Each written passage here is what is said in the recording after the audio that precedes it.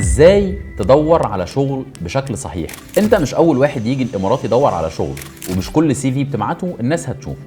السوق هنا زحمه جدا لكن مش مقفول، بس محتاج منك تبقى فاهم السوق ده شغال ازاي. اول قاعده هقولك عليها، السوق بيمشي بثلاث طرق، اما اونلاين او اوفلاين او وسطات، او خلينا نقول علاقات. وخلينا اكلمك عن كل واحده منهم.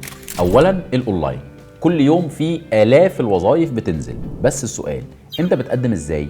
لازم يكون عندك تاني وتالت ورابع سي في شغال وكويس، ولينكدين معمول بطريقه تناسب الشغلانه اللي انت رايح عليها. وبلاش تبعت سي في واحد لكل الشركات، ركز على الشركات اللي بتطلب ناس فورا، ولو تقدر تعدل السي في تعديل بسيط يناسب كل شركه يبقى احسن. خلي بالك من التوقيت، افضل وقت تبعت فيه هو الصبح بدري او بعد الظهر على طول، واوعى تبعت وتنسى الفولو اب، بس خليك تقيل بذكاء. تاني حاجه هي الاوفلاين، لسه لحد النهارده بتوظف ناس بييجوا يخبطوا على الباب.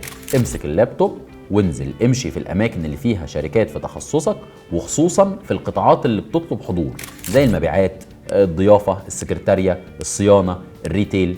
وخد نسخ زي ما قلت لك مطبوعه من السي في، وخد نسخه فيرتشوال او من خلال QR كود، وانزل وزع بنفسك ولف على الشركات اللي في مجال نشاطك. يعني مثلا لو انت شغال سيلز في مجال الموبايلات او في مجال معارض السيارات، انزل روح للمولات، للمعارض، للشركات اللي انت بتشتغل معاها. لو انت شغال سيلز عقارات، روح للشركات العقاريه اللي في المناطق الحيويه، لان ده هيديهم دافع انهم يشغلوك اكتر. ثالثا العلاقات، لو عندك صديق او قريب هناك استخدمه صح، مش عشان هو يشغلك بس على الاقل يقول لك ايه اسامي الشركات اللي بتطلب شغل في مجالك، ايه الاماكن اللي ممكن تنزل تدور فيها، ايه الاخطاء اللي وقع فيها عشان انت ما تقعش فيها. العلاقات هناك مش واسطه زي ما الناس فاكره، العلاقات هناك بتمهد الطريق، بس مش هي اللي بتجيب لك الشغل. اللي بيجيب لك الشغل هو السي في بتاعك واكونتاتك ورجلك اللي انت بتمشي عليه. واهم حاجه احترم كل مقابله، يعني البس محترم، اتعلم تقول كل اللي عندك في دقيقتين، اسمع اكتر ما تتكلم، وبعد المقابله لازم تبعت شكر حتى لو انت ما اتقبلتش، لان الانطباع ده